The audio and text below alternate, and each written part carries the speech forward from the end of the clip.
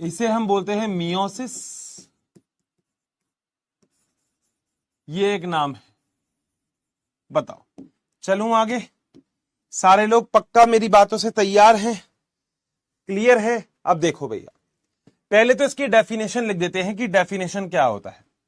परिभाषा है कि वह विभाजन जिसमें बनने वाली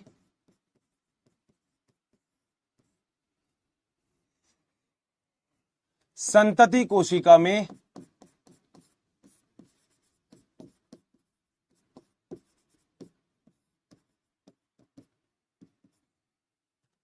संतति कोशिका में गुणसूत्रों की संख्या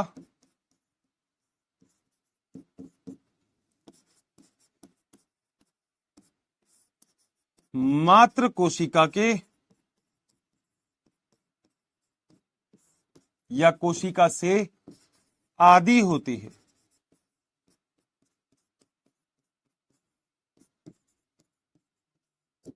बोलो बात सही है? अब डेफिनेशन जो लिखा है वो डायग्राम से भी कंप्लीट करते हैं। आ जाओ मुन्ना।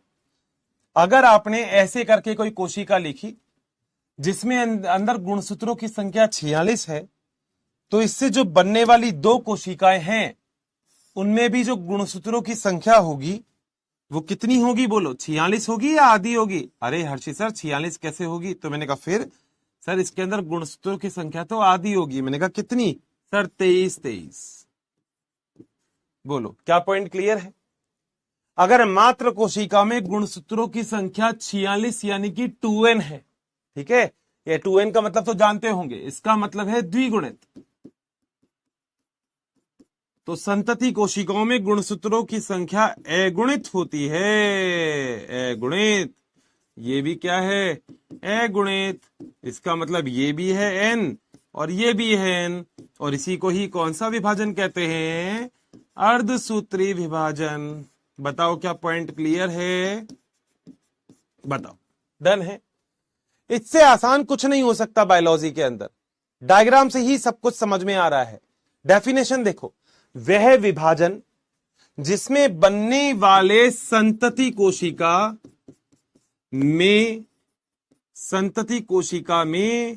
गुणसूत्रों की संख्या मात्र कोशिका के गुणसूत्रों की संख्या के आधी होती है, उसे अर्धसूत्री विभाजन कहते हैं। बताओ कितना आसान है? खुद बता दो, कहीं मुश्किल लग रही है तो बोल देना, जरा कह देना हर्षित सर नहीं ये तो बड़ा आसान है। बोलो बात सही है? तो एक ऐसा विभाजन जिसमें गुणसूत्रों की संख्या मात्र कोशिका के गुणसूत्रों की संख्या के आधी होती है, ऐसे विभाजन को हम अर्धसूत्री विभाजन कहते हैं। वाह सर, मजा आ गया। ये तो आपकी तो लाइन में ही पूरी की पूरी बात क्लियर हो गई। तो थोड़ा सा और आगे चल सकते हैं। आओ देखो, सामने देखना दोस्तों, बस अपना काम कुछ मत करना। आज तुम्हें कुछ नहीं करना है, तुम्हें नोट नहीं करना है। और मैंने पहले भी बोला था, आपको लगेगा ही नहीं कि अपन कोई स्पीड से चल रहे हैं, मैं बड़ा आराम से चल रहा हूं, और सबको बिल्कुल ऐसे ही आराम से चलना है, कोई भगाने की जरूरत नहीं। सामने देखो, बस देखो, अगर कोई कोशिका है, हाँ सर इसमें गुणसूत्रों की संख्या 46 है, सर बिल्कुल सही है। तो सबसे पहले कोई भी कोशिका अपना आकार बड़ा करती है। हाँ सर, ये तो हम भूल ही नहीं सकते। बोलो बात सही है? और कभी भी कोई भी कोशिका अगर अपना आकार बड़ा कर रही है, अगर कोई भी कोशिका अपना आकार ऐसे करके बड़ा कर रही है, तो इसका सीधा सा मतलब है कि यहां पे इसका सीधा सा मतलब है कि यहां पे एक प्रावस्था आ रही है जिसे हम बोलते हैं अंतरावस्था, क्योंकि सबसे पहले कोशिका अपने आप को तैयार करेगी। और अंतरावस्था में आप सभी लोगों को पता है 3 प्रावस्था आती है। कौन कौन सी? पहले आती है G1, फिर आती है S, फिर आती है G2। बताओ, क्या इतना पॉइंट क्लियर? बता देना मैंने कुछ भी चीज अलग लिखी तो। ये तो सब आप पढ़ चुके हो, मैंने कुछ भी अलग नहीं लिखा। अब इस कोशिका से क्या होगा? सर इस कोशिका से तो 2 कोशिका बन जाएगी। देखो मैं बना रहा हूं, ये एक कोशिका है, इससे बेटा 2 कोशिका बना लो। ठीक है सर, एक कोशिका बन गई ये और एक कोशिका बन गई ये, इसके पास बना दो। ठीक है, और इन दोनों ही कोशिका में गुणसूत्रों की संख्या लिख दो। इस कोशिका में गुणसूत्रों की संख्या 23 और इस कोशिका में भी गुणसूत्रों की संख्या 23 होती है। बताओ बात सही है? हो गया अर्धसूत्री विभाजन? ठीक है, ध्यान से मेरी बात सुनते रहना, बस काम आपको उतना ही करना है जितना मैं बोलूं। अब यहां पर जो आपको करना है वो है अर्धसूत्री विभाजन प्रथम। बेटा अर्धसूत्री विभाजन दो तरीके से होता है, पहले होता है प्रथम, फिर होता है द्वितीय। सही है, तो यह है प्रथम। ठीक है, अच्छा अब अर्धसूत्री प्रथम है तो बेटा इसमें भी दो प्रकार की प्रावस्था आ जाएगी। एक तो आ जाएगी केंद्रक द्रव्य विभाजन प्रथम। हाँ सर, पहले तो केंद्रक द्रव्य का ही होता है विभाजन, और मैं तो बेटा शॉर्ट में लिख दूं। अब तो मेरे ख्याल से सारे लोग इंटेलिजेंट हो गए। अब तो मैं पे यहां पे लिख दे दूं कैरियोकाइनेसिस। केंद्रक के विभाजन को कैरियोकाइनेसिस बोलते हैं, सभी लोगों को पता है, मैंने अभी समसूत्री विभाजन में भी पढ़ाया था। सही है, और कैरियोकाइनेसिस के बाद अगला होता है साइटोकाइनेसिस।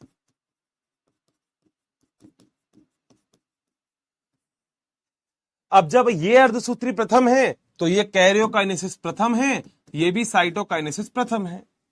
सही बात, कोई दिक्कत तो नहीं है ना? देखो मैं इसमें कुछ भी ऐसा नहीं लिख रहा जो आपको सच में दिक्कत करे, बहुत ही आसान शब्दों में लिखी है मैंने सारी बात।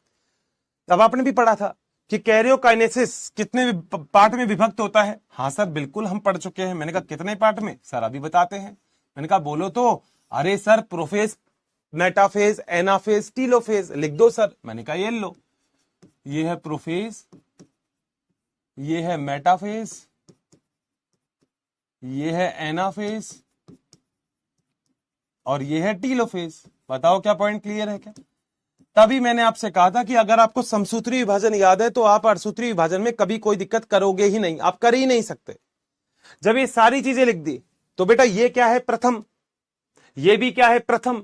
तो बेटा ये भी क्या होंगे? प्रथम। प्रोफेज प्रथम, मेटाफेज प्रथम, एनाफेज प्रथम और टीलोफेज प्रथम। बताओ क्या पॉइंट क्लियर है क्या? कोई दिक्कत नहीं? 100% पॉइंट बिल्कुल क्लियर, ताबड़तोड़ वाले। आ जाओ फिर आगे।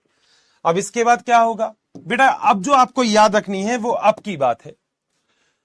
बस एक ही चीज याद रखनी है, जो प्रोफेज प्रथम है इसको 5 प्रावस्थाओं में बांटा है। ये बेटा ये बस यही याद रखना है, यही एक अलग है इसमें, जिसे बोलते हैं लैप्टोटीन, जाइगोटीन, पैकाइटिन, डिप्लोटीन, डाइकाइनेसिस।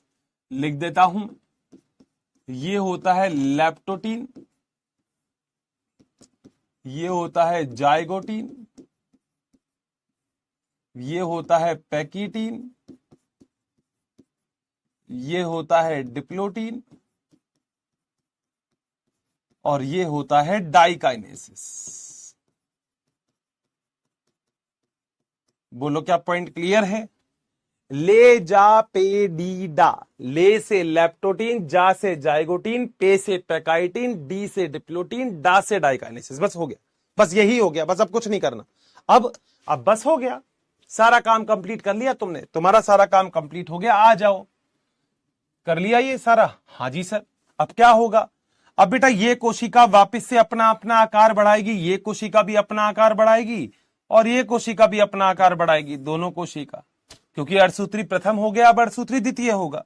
तो इस कोशिका ने भी अपना आकार बढ़ाया और इस कोशिका ने भी अपना आकार बढ़ाया। और अब इसको इंटरफेज यानी कि अंतरावस्था नहीं बोलते, इसे बोलते हैं इंटरकाइनेसिस। ये याद रखना है। कोशिका में गुणसूत्र इसमें 23 थे, इसमें भी 23 थे। ठीक है जी। अब क्या होगा? अब बेटा वही होगा जो तुम्हें पता है, ये कोशिका आगे जाके 2 कोशिकाओं में विभक्त होगी और ये कोशिका भी आगे जाके 2 कोशिकाओं में विभक्त होगी। हाँ जी सर। अब बेटा 23 को फिर आधे मत कर देना, कहीं 12.5, 11.5, 11.5 कर दो तो क्या होगा? ये कोशिका, हाँ जी, इसकी कॉपी बहुत बढ़िया, इसकी कॉपी बहुत बढ़िया, इसकी कॉपी बहुत बढ़िया, इन सब में डाल दो 23, 23, 23 और 23। कौन सा विभाजन है? ये है अर्धसूत्री सेकंड। लिख देता हूं, ये है अर्धसूत्री सेकंड। तो अर्धसूत्री सेकंड को भी पहले क्या करना पड़ेगा? केंद्रक द्रव्य का विभाजन, यानी कि इसमें करना पड़ेगा कैरियोकाइनेसिस सेकंड और फिर करना पड़ेगा साइटोकाइनेसिस सेकंड।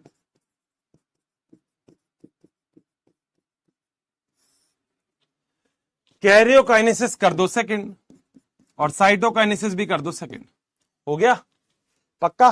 कोई दिक्कत तो नहीं है? अब जो कैरियोकाइनेसिस सेकंड है उसमें भी आपको पता है आगे क्या करोगे, वही करोगे जो तुमने पहले किया था। क्या सर? बता देता हूं। ये लो, इसको यहां से एक बार कॉपी कर दूं? हाँ सर, कर सकते हो सर। ये लो बेटा।